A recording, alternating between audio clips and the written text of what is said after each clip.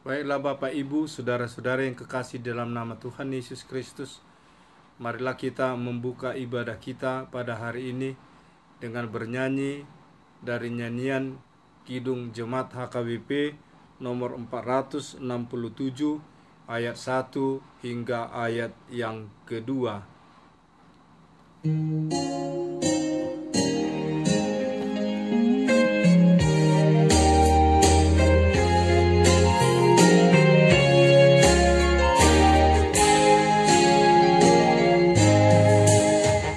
Memuji anugerah yang telah menebusku, dan sucikanlah hatiku, rumah kediamanmu, tinggallah dalam hatiku, rohmu memenuhiku, pergunakanlah hidupku untuk melayanimu.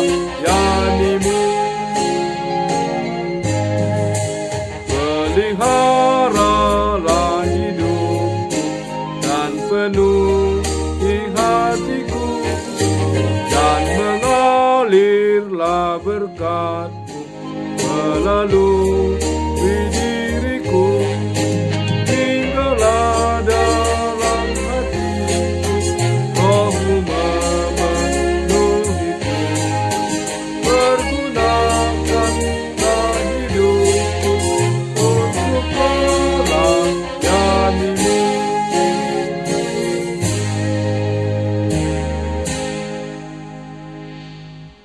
Kasih karunia dan damai sejahtera yang dari Allah Bapa dan anaknya Tuhan Yesus Kristus menyertai kamu.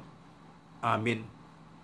Yang menjadi nats renungan bagi kita pada hari ini, Jumat tanggal 26 Februari 2021, diambil dari Injil Lukas pasal yang ke-6 ayat yang ke-27 hingga ayat yang ke-28.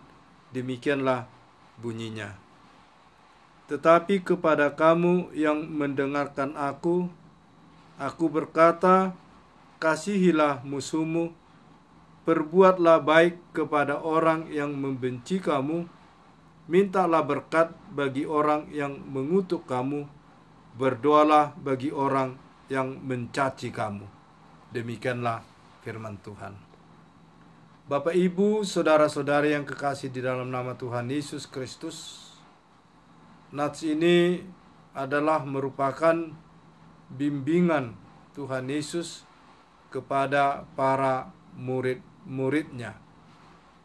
Kalau kita membaca sebelum masuk kepada nats renungan hari ini, yaitu dari ayat yang ke-12 hingga ayat yang ke-16, digambarkan bagaimana Tuhan Yesus memilih para murid-muridnya yang ke-12 orang. Setelah itu Tuhan Yesus memberikan pengajaran bagi orang banyak dan juga menyampaikan pengajaran serta ucapan bahagia dan peringatan. Itu kita boleh baca dalam ayat 20 sampai dengan ayat yang ke-26. Nah, pada ayat 27, 28 ini Tuhan Yesus memberikan suatu pengajaran yang baru bagi para murid-muridnya yang pada saat itu boleh kita katakan bahwa bangsa Israel merasakan bahwa teman mereka, orang yang sebangsa dengan mereka, itulah teman mereka di luar dari bangsa Israel adalah musuh yang patut harus diperangi dan dimusnahkan, dan tidak ada hubungan bangsa Israel dengan bangsa-bangsa yang lain, terutama juga bagi bangsa-bangsa kafir yang tidak mengenal Tuhan. Tetapi Tuhan mengajarkan dalam nats renungan ini Sesungguhnya umat manusia itu sudah diberikan oleh Tuhan suatu hukum yang baru, yaitu hukum kasih.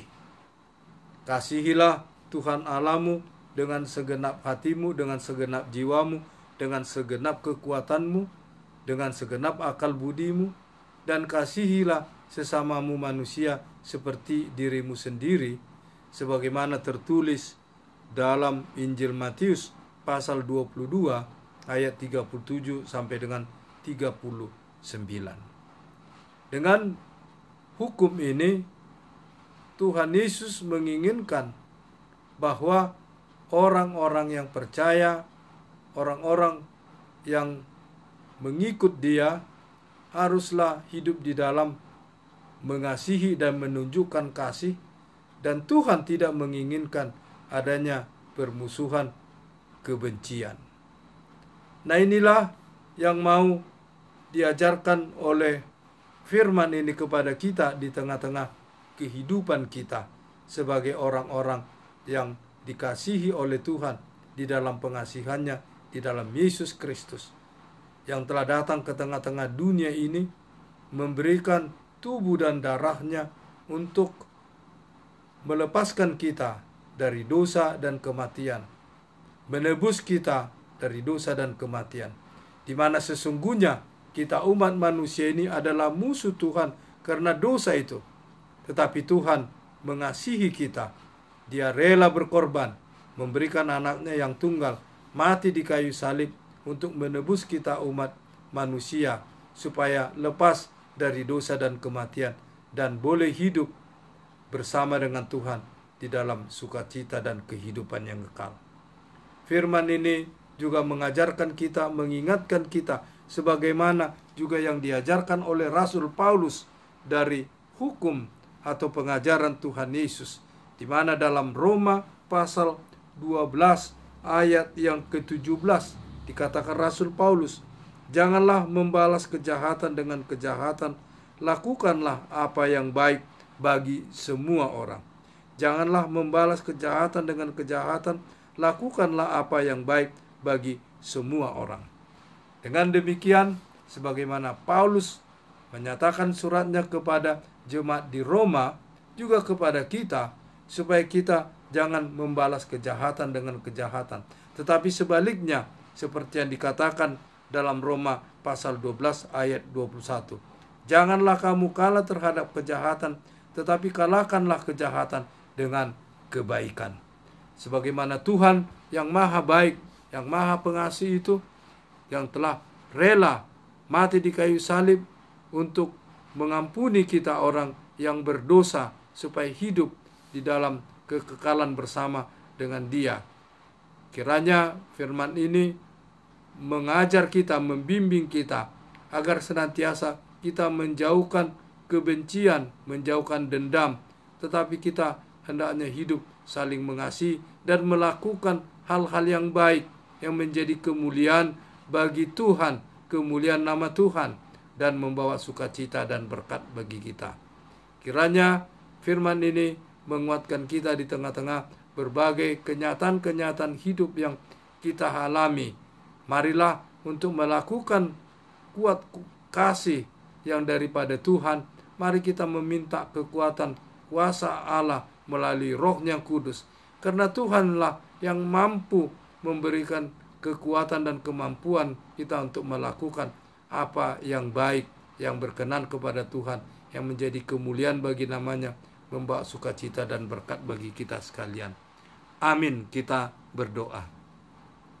Tuhan Allah yang maha pengasih dan maha penyayang, firman-Mu mengajarkan kami supaya kami hidup di dalam kedamaian, hidup di dalam sukacita yang daripada-Mu, menjauhkan permusuhan, perselisihan, dendam.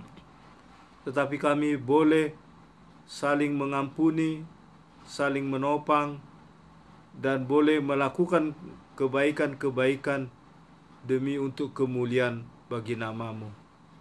Kami tidak dapat melakukan itu tanpa kuat kuasa yang daripada-Mu Tuhan. mampukanlah kami dengan kasih setia-Mu, supaya kami jangan hidup di dalam kebencian dan kedendaman, tetapi kami dapat melakukan apa yang Tuhan telah firmankan dan hukumkan, yaitu mengasihi Engkau dengan segenap hati dan segenap jiwa, juga mengasihi sesama kami seperti diri kami sendiri. Ampuni Tuhan segala dosa dan kesalahan kami, sertailah kami dalam segala aktivitas kehidupan kami. Kami menyerahkan saudara-saudara kami yang terpapar COVID pada waktu ini.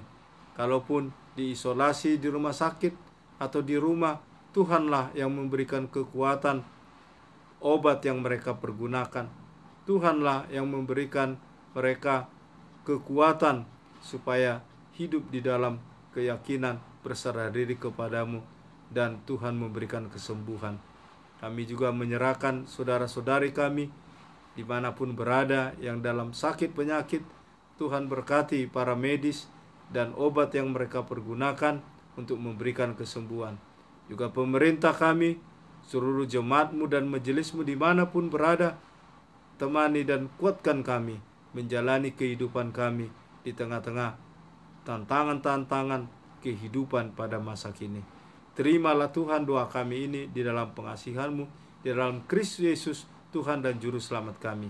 Amin.